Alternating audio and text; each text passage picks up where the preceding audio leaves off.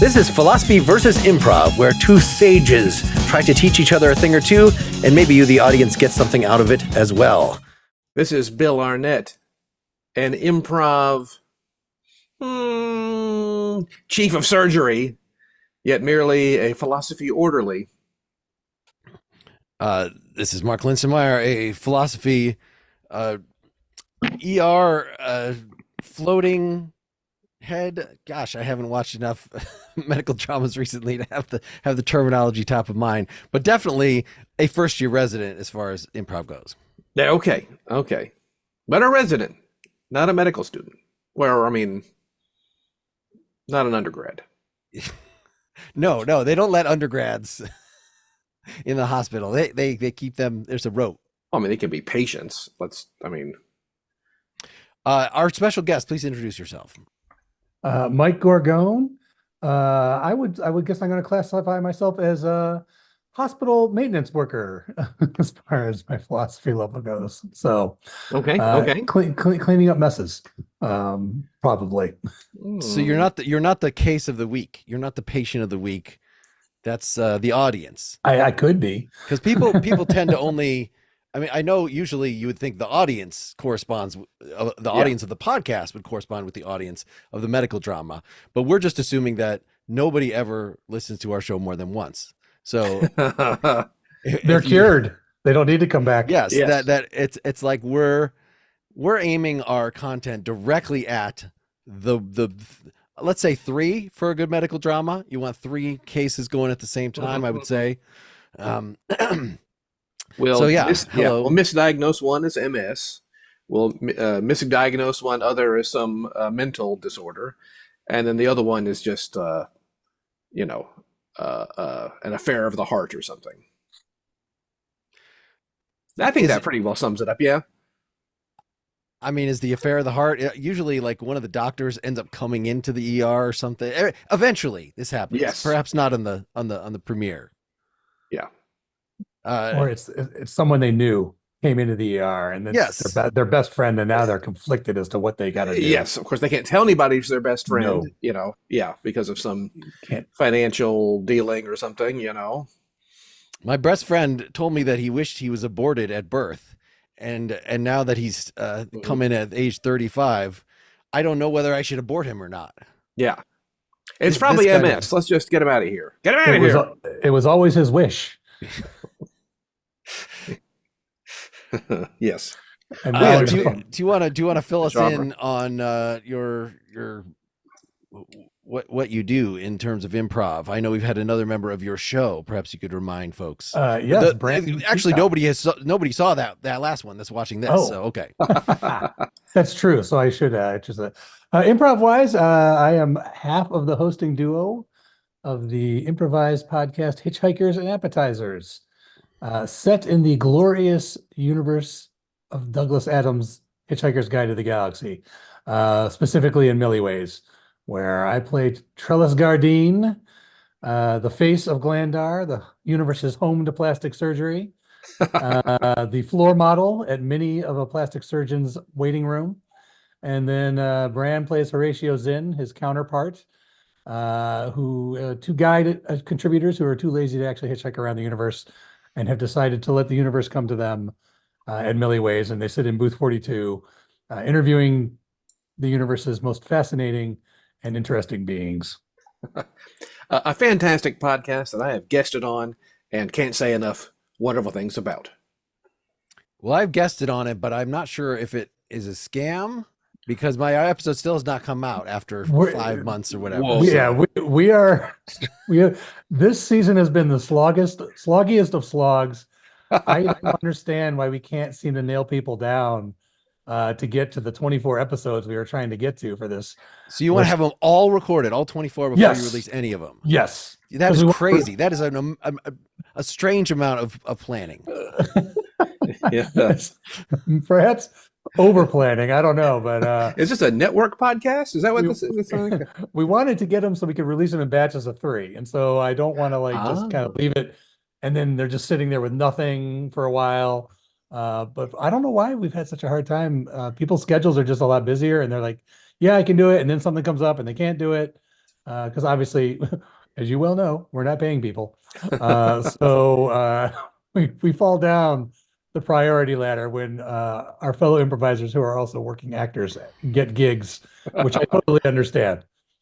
Well, in some ways, it actually might be a more natural way that people listen to podcasts. In that, maybe I'm speaking for myself here, but I will listen to a podcast pretty religiously for several months, and then I think I'm going to move on to something else, and then I'll come back to it and pick up the past episodes, and that might actually be more if other people listen like that than that production model, and it may actually meet people's listening model. They can binge the whole season. Yes. And if you're going to take a break, this might be the time to do it. Election season, where I am now at least listening to several election-related, political-related podcasts that I never listened to before, and I probably will never listen to again when I'm done with this stressing on a daily basis about. Yes. Now, Mark, you are in a swing state, are you not? The swingiest of swing states. Okay. All right. Up in Wisco. As am I. Okay. All right. We're down here in Georgia, and yeah. obviously, there's always apparently 11,780 votes that need to be found. So we'll see. Dang it, we'll find them under the couch, under the rug. And speaking of that, his orangeness is going to be making an appearance where I live here in the next week or so, apparently. And I shudder at the thought of all right. Well, rolling his cholesterol-filled arteries through there. This is not going to come out until after the election, and who knows how many assassination attempts or what. I guess we could edit this out if it becomes too sensitive to younger viewers. Can it be considered can cholesterol assassinate somebody? Well, I know it's illegal to threaten to kill the president. Is it illegal to threaten to kill a past president or a candidate, or is it all everything's good? No, I think any threat is probably bad. Sure. I just don't know if cholesterol can have the intent to assassinate someone. I mean, clearly that would be a lot of people.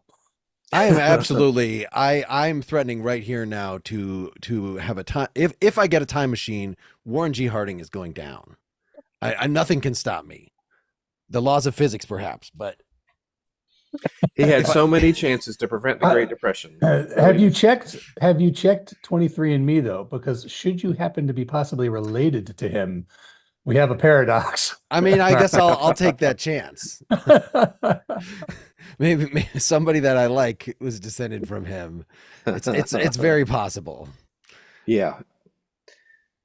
How do you decide when it could you be go some back girl, in time? It could be some girl who you hooked up with, and then right in the middle of that amorous encounter, poof, she just vanishes. I think maybe the way it works is that they regress through all their ancestors until the one that you killed. So like you're doing the love, and then she becomes her mother, becomes her father, and then becomes Warren G. Harding. Wow, that would be awesome. You're getting freaky with the president. You go in one end of the tunnel and come out the other. I can't think of a fake physics reason why that would happen in a time travel scenario, but I think it's cool. So I think it should be used in a time travel movie. That's far cooler. That's far cooler than them just vanishing like a Back to the Future photo. Yeah. Wow, that would be. I mean, I probably wouldn't. It kind of ruins the mood, but it would be fascinating. Or post if you caught something though, STD wise, you'd be in the clear. Yeah, that's true. Yeah. This is making me think of as Sparta spooky season, which will have long passed by the time people hear this. I have been checking out horror properties, including Junji Ito, and one of his Netflix cartoons has to do with people that are built like trees where they just have rings. So like if you claw out their outer skin, then you find then they're there from last year, and you claw another one and then they're there. And I think that if you claw enough, you get to Warren G. Harding. I think that's That's like the thinnest level of Russian doll ever. The thickness between Russian doll is just minute. But Warren G. Harding was pretty big, wasn't he? I see him as a big man or a big presence. A big guy. I'm not familiar. Or maybe, you know what? I'm thinking of Taft. Taft was a very big guy. And again, a big guy in the 19th century is an absolute regular Joe today, I feel like.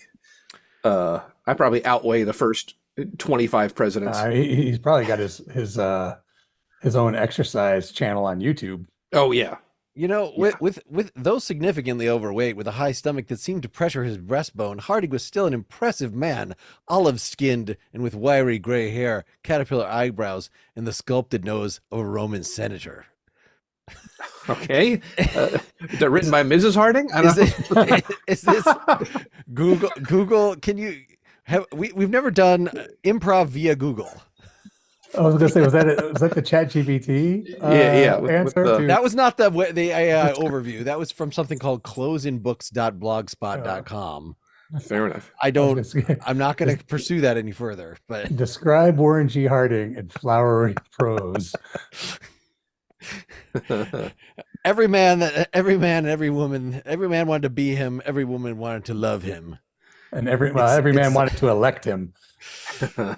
It's the Harding. I think that said that right in the name. Campaign posters. Yep. Yeah. Get hard, Ang. Yeah, things have gotten so tame in elections now. Like they don't have. I hear that long ago they were much more blatant. I mean, maybe they didn't swear. I've heard that too. As we do. I think for their context in history, they were supposed to be like very vicious. You know, I mean, when Hamilton came out, like you look at like the things he wrote. I mean, they sound kind of humorous to us, but apparently those were like some really wicked, sick burns when he was writing out his letters. Yeah. To the editor and wherever else he would send them. I always heard that when they originally did the Deadwood TV series about, turn of the prior century, Deadwood, Old West, Wild West, that they had used period swear words, but everybody sounded like Yosemite Sam. So it just didn't work. Like, this is ridiculous. So they had to make it with modern swear words to make people Varmint think. Doesn't carry the weight it used to. Yes. Whoa. Who's yellow-bellied? Excuse me? Notice I didn't say Richard? Oh, come on. Yes. Well, I recall when Grover Cleveland defeated James G. Blaine in 1884, the main campaign ad was just James G. Blaine, rapscallion. And that was it. It just everybody was like, oh, there's that rapscallion. Done. Yeah. Once that brand is there, the Scarlet R never leaves. Yes. Have we gotten to the point? I feel like we've gotten enough material out that we could found a scene based on this. Now, there's often a philosophical lesson and an improv lesson that each of us brought in. We're not throwing out either of them right up front these days. That we try to have them emerge naturally. Maybe my lesson has come up so far. Maybe not. Maybe we've just been screwing around, and there just hasn't been. There's been so many vital things to talk about that we haven't quite gotten to it. But our first scene is a good place where these things might become explicit. Okay. I too have a proto lesson that may emerge or not emerge. We shall see. About protoplasm. Gross. All right, let's get this to a full plasm. Hey, fellas, I wanted to talk to you real fast here. I was doing some experiments, my protoplasm experiments, and they're missing. The petri dishes are empty, and I don't know if that protoplasm walked away. No, I drank them. I drank them, Bill. Whoa, I drank them. Whoa. I drank them. What? I was thirsty. These petri dishes sitting out on the counter in the incubator. You just they look like very shallow cups. Well, It is a colorless material. One might think that it is water for drinking. Why would I put water for drinking in a petri dish, put it in the incubator, and write all kinds of data on top with grease pencil? I thought that was the amount of electrolytes in them. I had a very, very difficult workout earlier. Well, great. Thank you for drinking my experiment. I don't know what's going to happen to you. I really don't. You could. I'm an experiment within an experiment now. You should write something about me. Well, if you grow hair or get smarter or dumber or an erection, let me know. Just let me know. What if it's all of them? Hey, what if if it's a hairy erection? I'm going to be really happy. Wow. Well, two out of three ain't bad. I guess we'll see what the FDA has to say about it. But I know usually we have a research program and we try to do things in an organized way, but I hear some of the most important discoveries are entirely accidental. Often with people accidentally using the formula or whatever on themselves, maybe getting caught in some radiation. We've just been around here, our safety practices make this more likely. Let's say that. Have you? Look, I'm a maverick. I know I'm just the maintenance guy around here, and I just clean up things from time to time. You're the maintenance guy. That takes yes. In a lab coat. That's why. Yes. We let him. He likes to feel included, so we just. Are you a maintenance guy as well, Mark? Is this? No, you hired me. Yeah, we have the program, but okay. We play a little loose down here. We like to have a guest of the week come in. Sometimes it's the maintenance guy, and he gets to do part of the experiment. Sometimes it is my best friend. And then I'm really torn about what I should do, like whether I should give them radiation or not. Okay, don't give people radiation. Let's just start there. Have you all been irradiating yourselves? I mean, it depends. Oh, fellas, don't do that. Don't irradiate yourselves. My core, I tried to blast my core at the gym, and I'd like to blast it with some radiation on the side. But not your core, of all places to irradiate yourself. I was hoping I'd double my 6-pack. I usually things mutate. I try to just irradiate the guest so that then maybe if they turn into something, then I will try it on myself so I can become their nemesis. Does that make sense? Yeah, it makes sense. It's just highly unethical. So yeah. So according to who? How are you feeling with the Petri results there, Michael? Well, what do you think the time is going to take for me to really see some good results? Because if you're using Rogaine, it could take 4 to 5 months for you to see any hair. Like, am I going to have to wait 4 or 5 months before my hairy penis shows up? These were just some extracts and some concentrates from some biological samples that we were just trying to isolate in the lab and make more of it. We have no idea what this is. They're isolated in my stomach now. Well, yeah, and then irradiated, bombarded with irradiated. Some of them were from lizards, so maybe you'll grow an extra something. But I mean, nice. we could try just chopping off one of your fingers and see if it grows back. I was going to say, I hope something grows back if I lose it. Or a lizard grows in your stomach and bursts out of your chest like Alien. No, that's ridiculous. That would be a great Halloween costume. I just got to time it up right. Because if it comes out too soon, clearly the surprise is spoiled. And if it comes out too late, everyone's just going to say I lied about my costume and you were really just too lazy to do something. I think they're going to say, we miss Mike. What a fool to have drank in random Petri dish juice. But it wasn't random. It was labeled. What? Was it labeled water? It was labeled Coca-Cola? How was it labeled? I treat all clear liquids like water. I mean, it is the primary characteristic of water. It only makes sense. And it was odorless and tasteless. So that's 3 out of 3. Right. Let's presume that nothing happens. This still means I have to rerun all my tests to re-isolate the chemicals and the proteins and to grow more. That's what I'm. That was the initial concern of mine. It was not that anybody may have drank it. That's what the grant funds. So it's okay if we have to do that some extra times. It's just when I don't like the idea that we might waste a big discovery, a big fluke on something jumping out of somebody's chest. Like if you don't actually transform into the thing, then I don't really have a lot of use for that. If it jumps out of my chest, this could be a great bioweapon. Think of the millions, untold millions, the governments would want to get their hands on this, slip it into people's drinks. Who knows, 1 day, 2 weeks, 4 months later, creature bursts out of their chests. And really, the more the distance in time, the less they're going to be able to trace it back to the government that gave it. Okay, so we're thinking we'll just give Osama bin Laden some petri dish water and let nature take its course. Okay, that's what I'm sure. I mean, we did that, and then it finally burst out of his chest 4 years after he was killed by other means. Well, I mean, but I'd like to think that it would have taken him down. Well, how do we know that was a bullet that burst through his head? It could have been a lizard. That burst out of his head. Yes. At the exact same time he got shot. Right, because the gunshots scare lizards, I understand. Yeah, the bang caused it to it was probably sleeping and then just, startled it awake. Most people killed by guns are not, they say guns don't kill people. Lizards reacting to guns kill people. Yes, exactly. Not aware. Was not aware of that. It's the first time I'm hearing it.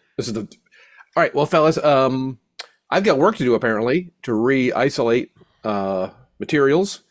Well, next time just label "do not drink."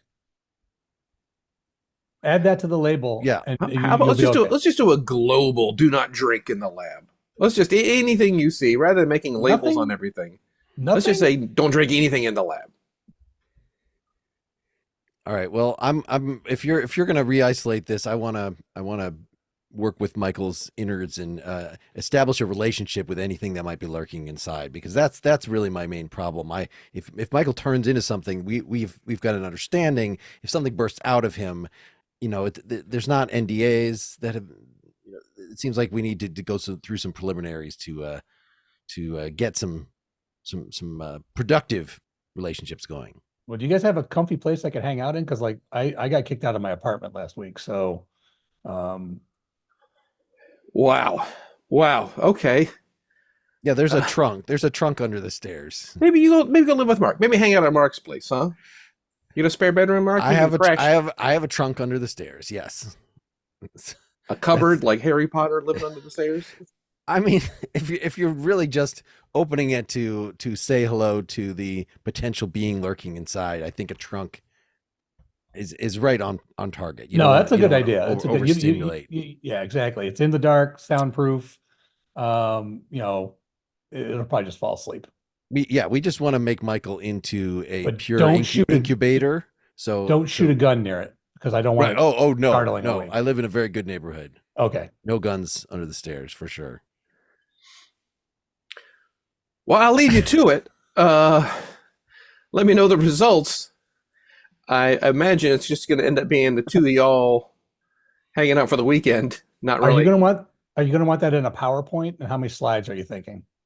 Hey, if something bursts out of your chest, 20. How about that? That sounds reasonable. I am imagining the most likely scenario is after drinking petri dish water and getting hit by gamma rays in the stomach, abdomen. My guess is a weekend of diarrhea. I'm just going to say that right now. I mean, anything north of that, let me. That's happened without petri dishes to me. So the trunk is lined. It's okay. Ladies and gentlemen, this has been a preview to the 1981 film Basket Case, where a guy carries around his brother who's a monster in a basket. Okay. Yeah. I believe you. Okay. Was that too deep a cut? That's probably too deep a cut. Never. I explained it. It's okay. That was enjoyable. Was that the actual plot of that movie, Mark? That was, well, I mean, I think it was his like Siamese brother who had been carved off him put in a basket. Congenital brother. Yeah. Right. And he would jump out and eat people. Yeah. Of course, as one does. Yeah. So it seemed like we were learning a lot about discoveries there. How the different ways in which people can make discoveries that they could learn something, as Mike was learning deeply about himself. Yes. About his likes and dislikes. Need for exploration, trying new things, leaping without looking at all. Space, the final frontier. Yes. We're actually also recording this on Indigenous Peoples Day, aka Columbus Day. And as we know, Columbus just was out partying, and then he was like, "Oh, what's that? That's a whole land that I've discovered." He wasn't looking for it. He was, if anything, he was hoping to get to Asia, but there it was.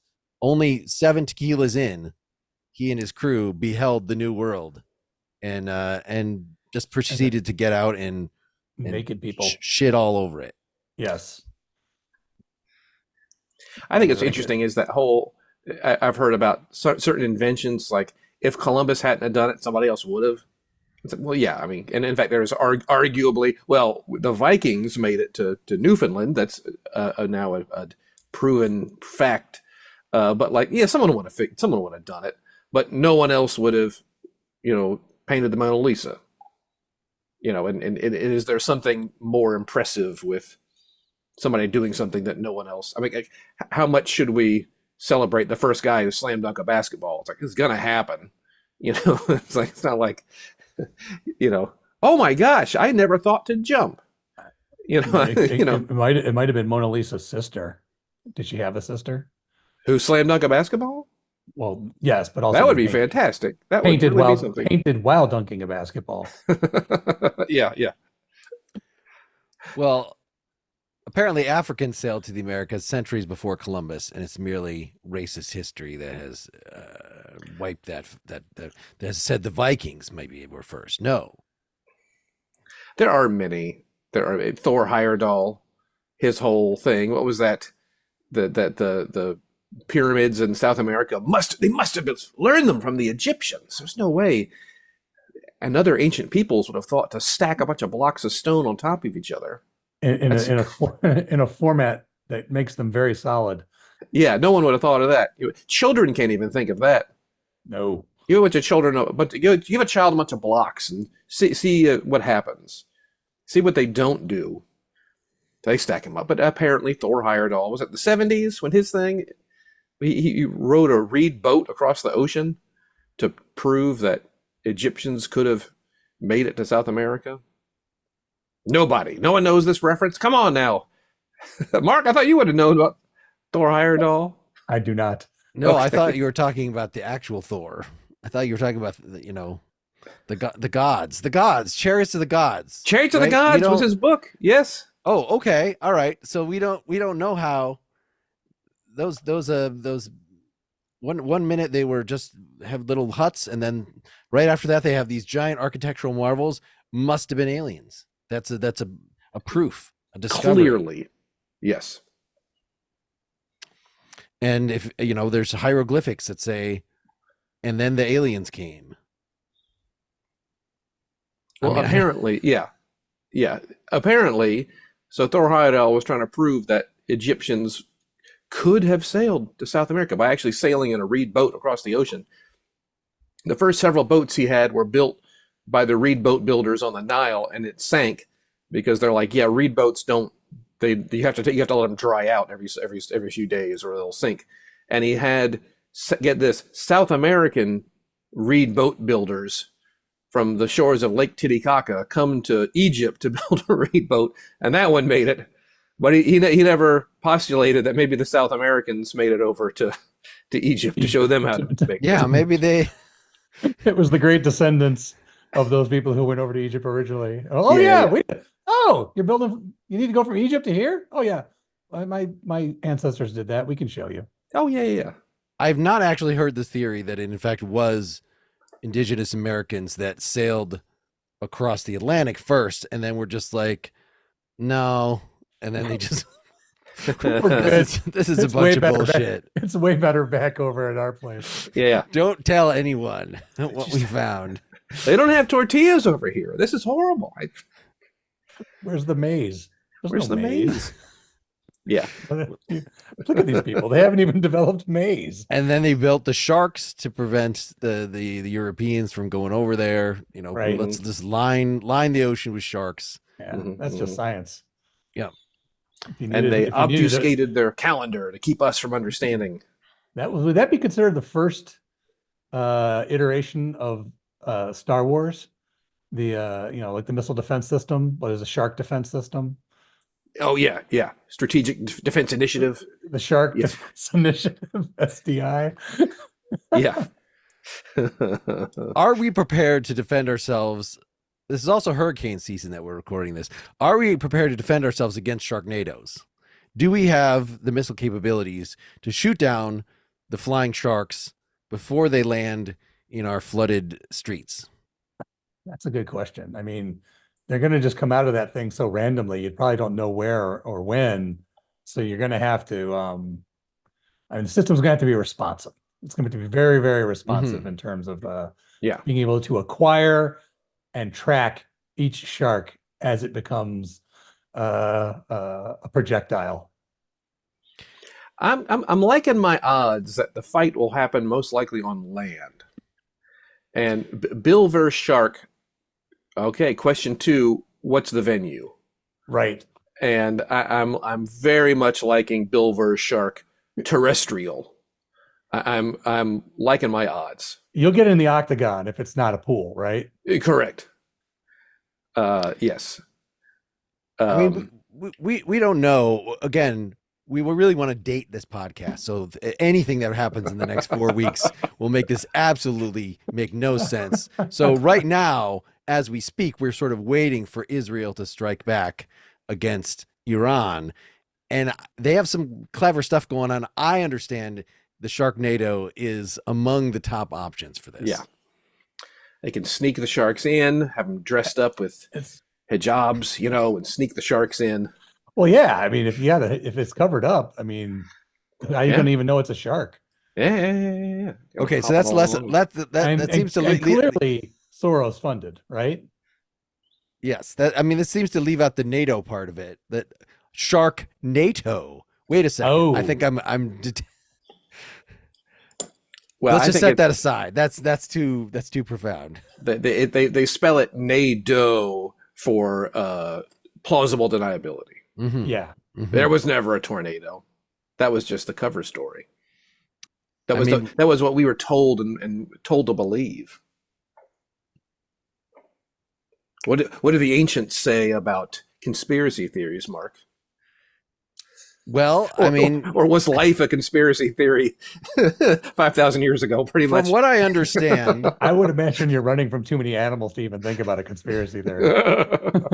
the aliens that suddenly, or that approached us to teach us to build things, we don't know that they came in great ships. To sort of get us back to the classic Ridley Scott Alien. How do we know that perhaps they didn't burst out of the chests of the various citizens already, and then people would just think that they were spontaneously generated because they lose track of, it might be delivered by rats or who knows what. They didn't know how diseases work back then. So, we don't know.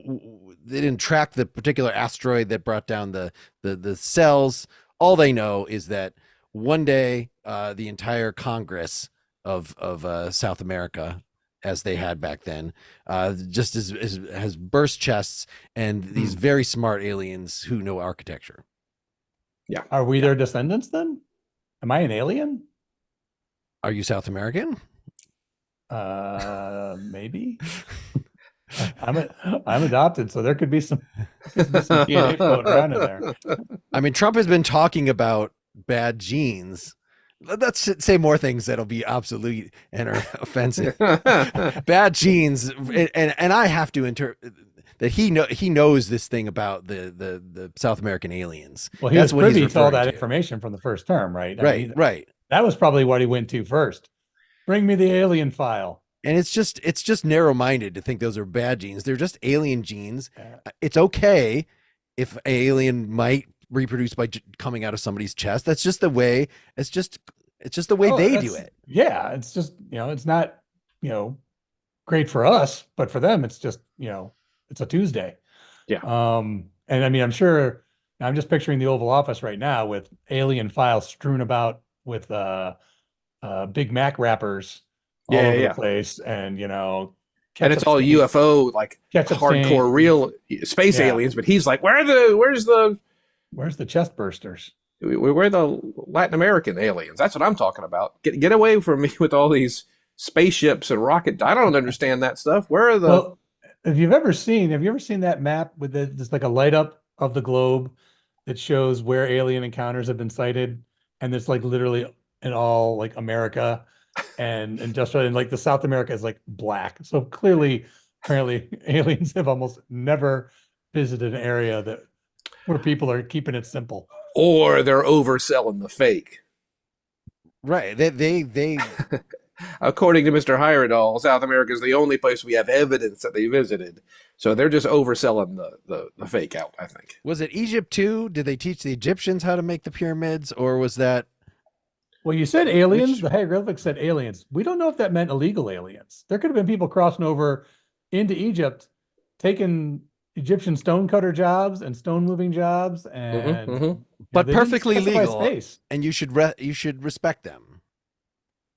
I wouldn't want to do that work. I would. Yeah, it's hard work, man.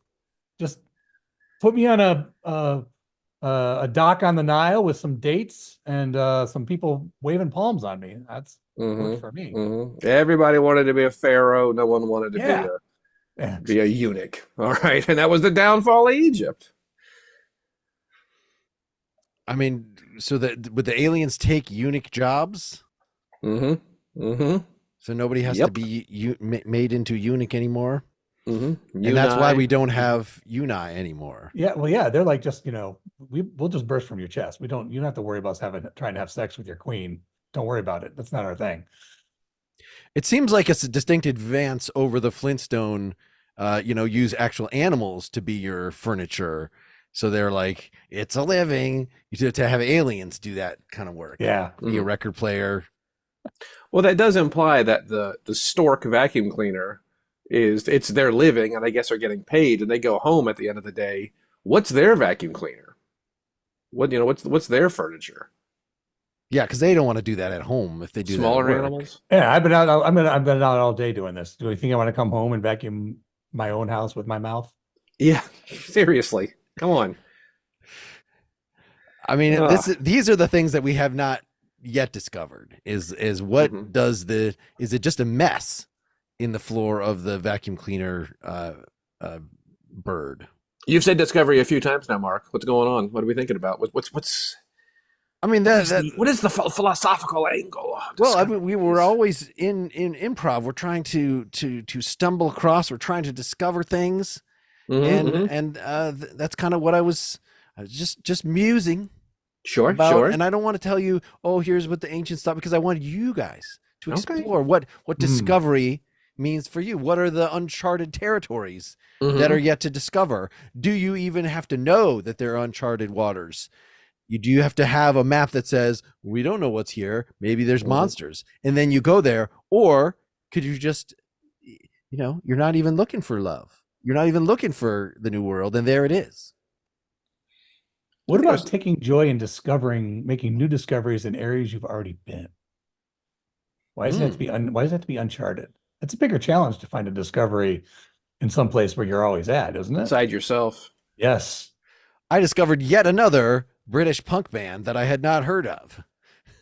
There were a lot of them, but I wasn't alive. I wasn't in Britain in 1977.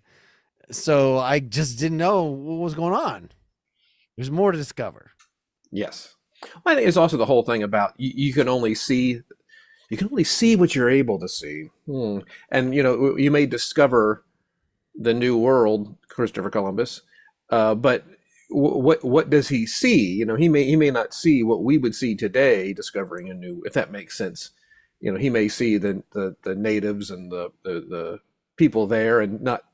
If he came today, what do you think you think he would think if like literally he came across modern America today. So Yeah, who are you talking to on that little box? What's I- going on? I think he'd be a little intimidated. Well, just the idea of the whole, like, you can't see what you're not able to see. A child looking at a paycheck doesn't understand this piece of paper might mean money. And this idea of like maybe we're rediscovering the meaning of things, and I thought you were questioning Columbus's object impermanent.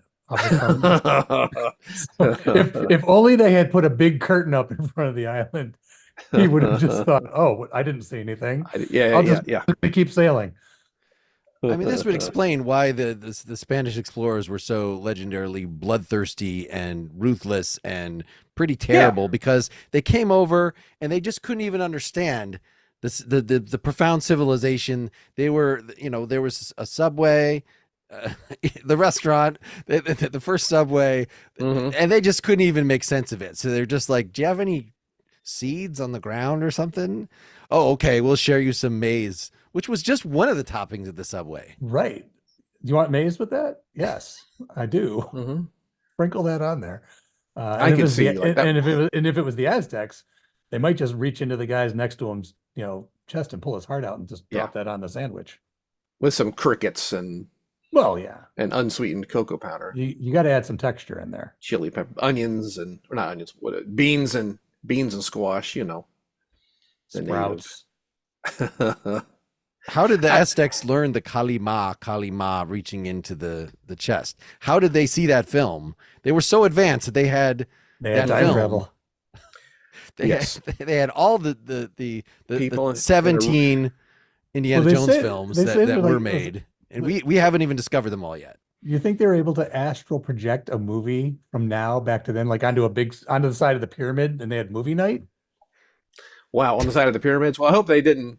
They did something with the lens to keep it from getting kind of foreshortened on the screen. Well, yeah, it's kind of an angle, so you got some blurriness. Maybe in the center, it's a soft focus. It looks okay. And they did that to help the older actresses out. Well, movie night on the pyramids, I could see that happening. I think we should do that now. I think this would be a great innovation. Oh, imagine a movie with no popcorn. Yeah, because like maize was like really tiny back then. I don't think it popped. Yeah. I mean, maybe it did pop, but again, the Spanish just didn't understand that. They didn't know what they were looking at. Yeah. They didn't know what they were looking at. What is this? They might have thought that the Aztecs had guns and were firing at them, and that is what really set them off. We bring you movie night, and you're shooting at us. Yeah. Yeah, really, I think the classic movie depiction of Frankenstein is how the explorers themselves were in the face of all that they could not understand, and they were very destructive. Yeah. They never thought to eat during a movie. It just never occurred to them. I should eat something during a movie. What could I possibly? What possible kind of shareable, handheld snack, salty, buttery snack exists? What is this? Some kind of fantasy land where we'd have a big paper cone of some what? You're crazy talk. That's crazy talk. What if I were to tell you, on that faraway land Christopher Columbus discovered, that thing that looks like a loofah back scratcher? It ain't. You eat it. What? There we go. I think that's how it went down. I think hygiene wasn't big on Columbus's list. I don't think. I believe he was referred to as very dirty. Weren't the Europeans just like filthy to the Native Americans? They were just like, oh, gross. They stink. They're not. They're not clean. Here's this loofah, and then they took a bite out of it. Yeah. Oh, I guess you can eat that. Yeah. Oh, that's fun. Coming over here smelling like paella. Ugh. And what is that smell? Oh my gosh, is that saffron? Saffron? Is that what that is? Oh, you guys. So what if you discover the wrong thing, right? They're trying to teach you the proper use of the loofah, but you just taste it and you think you've discovered a new taste sensation. The next great crop. Yeah. And that's your discovery. That's what you take away from that. And they didn't even know that they were giving that to you. Yeah. Now who's the sucker? They didn't know to hold out for potatoes. This corn stuff's awesome. Let's move on. Oh, fellas, this thing's called potatoes. Most peculiar was at the first Thanksgiving. Maybe this is going to be released around Thanksgiving, so let's just assume that. What did the ancients say about Thanksgiving, Mark? Did they? Well, I think the first Thanksgiving, the melted marshmallows on the yams, that was the most strange. Right. Yes. Where did the marshmallows come from? Socrates does not know where the marshmallows came from. It may have just been cotton balls. With cane sugar, cane. I mean, I don't know. You got to. Yeah, it's all crop related. You put enough sugar on anything, it's gonna. A spoonful of sugar makes the cotton ball go down. Gross. I think that's the Wisconsin first Thanksgiving is all deep fried. Deep fried cotton balls. Deep fried. It all tastes the same. Well, the cotton ball probably just incinerates instantly, and then it's just a husk of whatever the coating is fried. Yeah. Okay. Yeah. Kind of like if you try to fry cotton candy, it would just melt. It would just turn into nothing. Yeah. Has this inspired you, Mike, to start a scene that we can use to get around the tail end of this episode? Sure. About discovery or something like that. Sure. Gentlemen, I plant this flag in our honor so that we can once again rule with impunity. I know it's a Subway and there's people dining, but this table here, it's ours. This is our table. And this flag that you planted will grow. It'll grow to a great empire. Yes. I have foreseen it. Before we go on, the cookies come in in good. four. They come in fours. You guys mind if I have the last one? Is that cool? Or oh yeah, sure. It's good to me. I mean, I'll split with you. I'll split it with you. You can split it 50-50. Yeah, but yeah, I think this land, this table, this realm that holds up our national colors. These colors don't run. No. And we should add some color. I know I used the napkin for the flag, and so it does have Subway on it. So I'm not married to the green and gold for our nation's colors, but if you guys are good with it. For the moment, it's fine. It's just, I know this is a period of transition. What just happened with the election, and now the many nation states that are arising. So many unforeseen ramifications. If somebody else has the same exact colors for their flag, and then we both show up like to battle them, and then we have the same flag that they have, like, I think maybe we got to have more than just colors. I think we have to have some sort of distinctive shape. I know origami. What do you want? I can completely fold it into something that's unique for us. Oh, and so not even like a shape depicted on the flag, the shape of the flag, you're saying? Yes. I like that. That's a great discovery that you can have a flag that is shaped like a swan. Right. Now that the states are breaking up post-election, Ohio had the only triangular flag. I think we could be the ones with the only swan. This was so much easier than trying to move to another country. Just claim this spot as our own country. Incredibly easy. And we have trading partners all around us who speak the same language. Yes. It's very simple. Yeah, there's no translations necessary. Would you mind if I grabbed another napkin? This one's got little sweet teriyaki. No. That's good. That's fine. Yeah, okay, let's grab a fresh one. A fresh one. We need get another. We need another set of utensils though.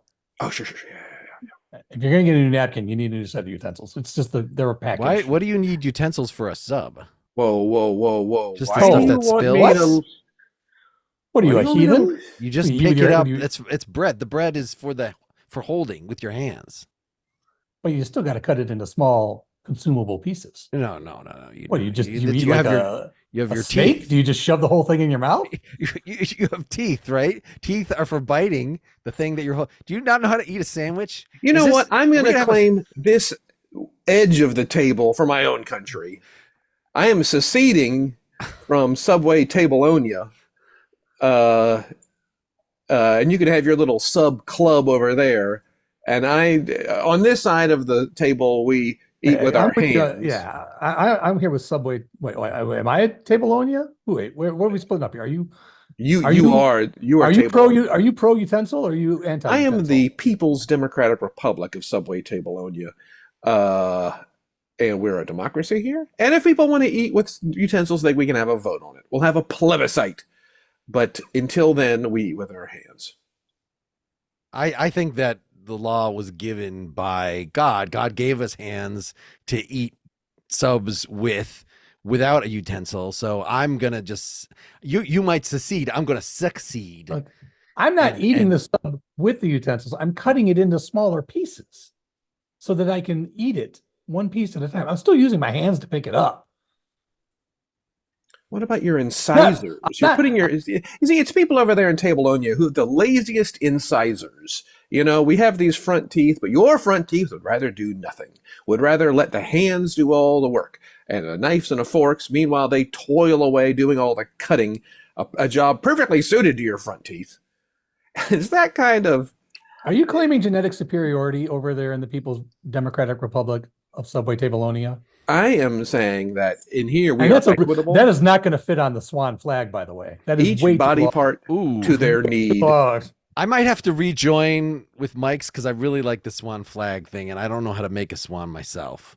I mean, unless I can commission a swan for my country, and then you could do some other. I could export a swan flag to you, but you just better make sure the tariffs are not high on it.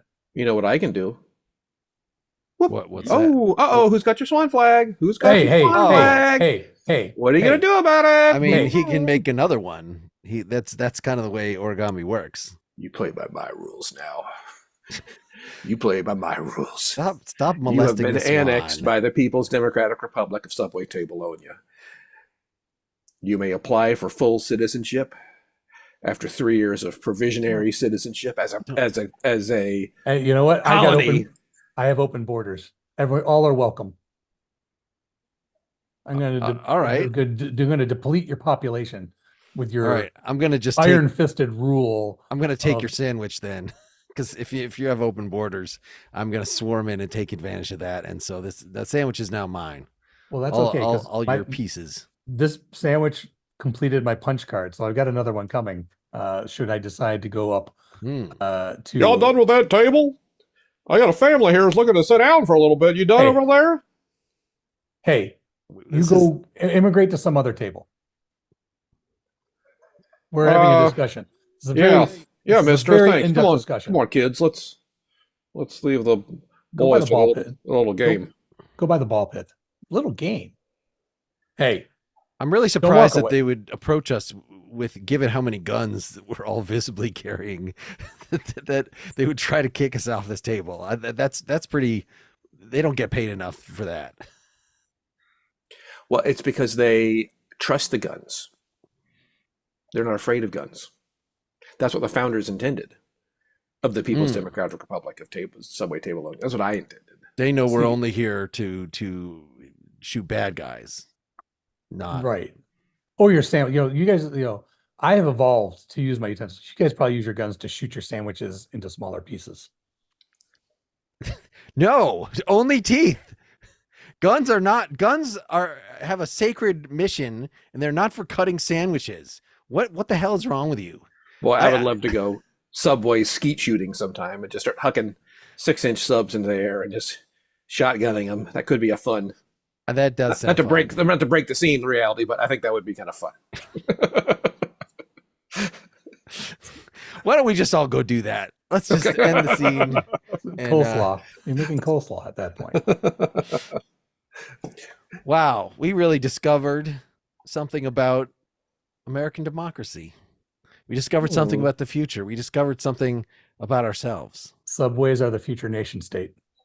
nation states. I mean, there are a lot of them, so it makes Mhm. sense. They are the most popular franchise, so it makes sense if you ask me. What percentage of Subway meals are, I guess, Subway? You know, how many Plan B's, C's, and D's is Subway on average on any given day? Is it ever Plan A? I think when one is crossing country, because then, like, Subway is actually a step up from your McDonald's, your that Well, kind of stuff. So like, oh, we're gonna have something with lettuce in it. It's healthy now. And tomatoes. Yeah. A variety of vegetables. Well, in larger quantity, if you think about it. Yeah. Like this, if you're going to get the 12-inch, that's a lot more lettuce and tomato. If you're just going to grab a burger, there's like sort of a tomato and maybe like 3 shreds of lettuce. Can you go to Burger King that does it your way and say, could you just give me like an actually healthy amount of lettuce? Like give me a nice inch of lettuce. Will they do that? Suppose. I mean, by I'm their willing to chart, find out. Let's find out, Mark. by their charter, I would think so. I thought maybe that had gone by the wayside, but I can't say I've walked into Burger King since I was 7. So sorry. I can't remember the last time. Well, you got to go to one of those kiosks and type extra lettuce in the kiosk and just see what.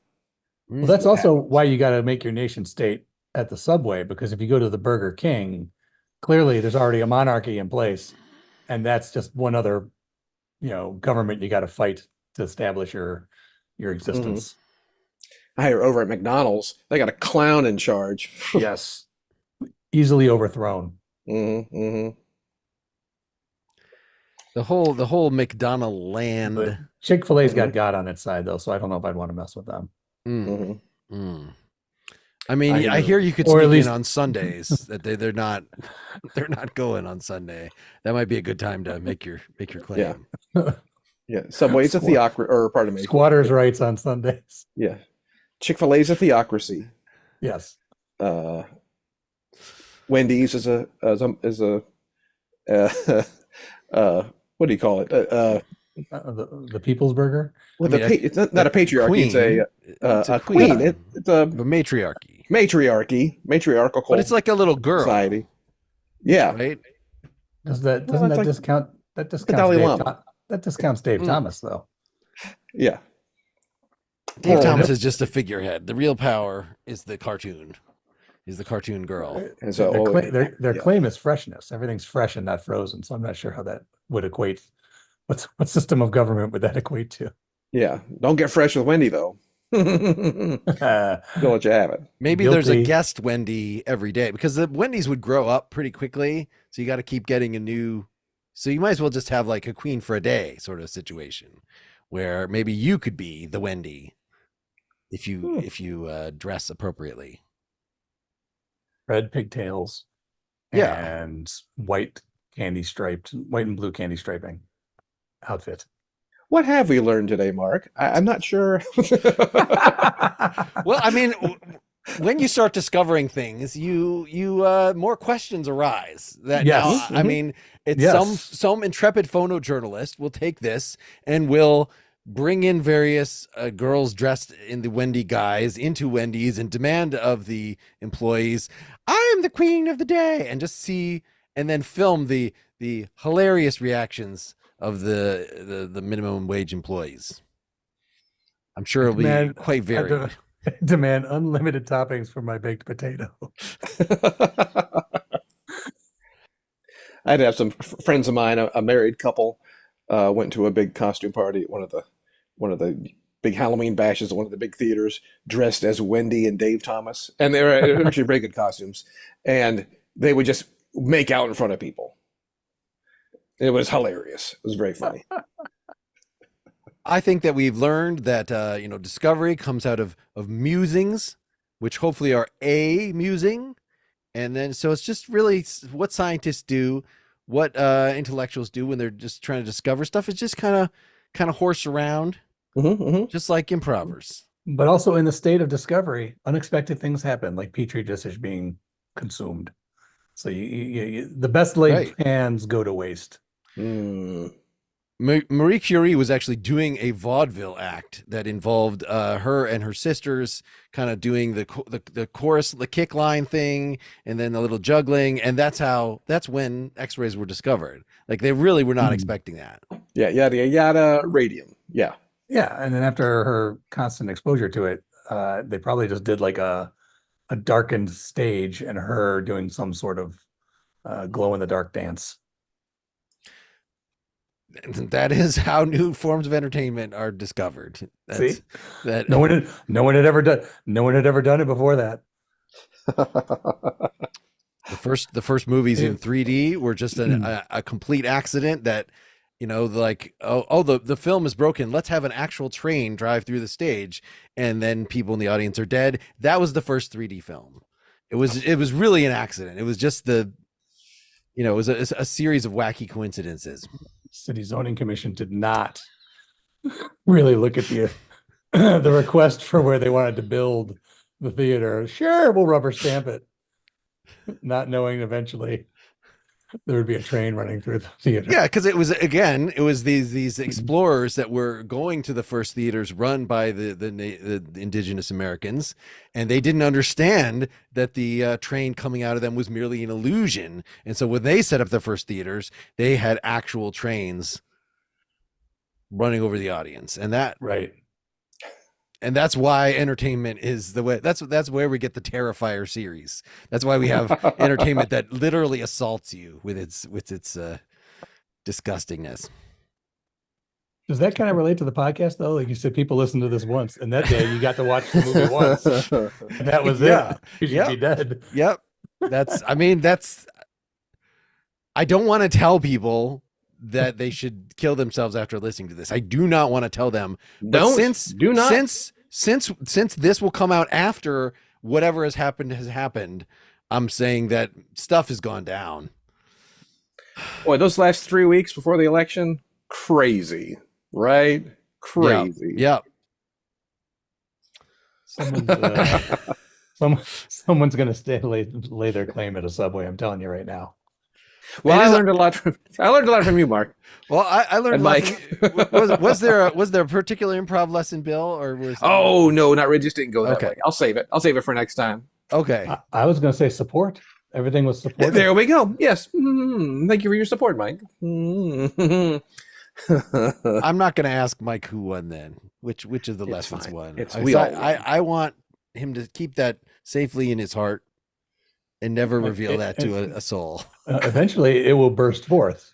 That's the idea. So perhaps on one of your episodes, perhaps my episode, it all comes where together. I appeared on your show, It will all comes eventually burst out your Yes, answer to that. it will, and your episode will burst out on the internet at some point. I promise. Perhaps we have a before release- this one comes out. We don't Is know. there? Yeah. No, we have no. We, like I said, we're trying to get 8 more people.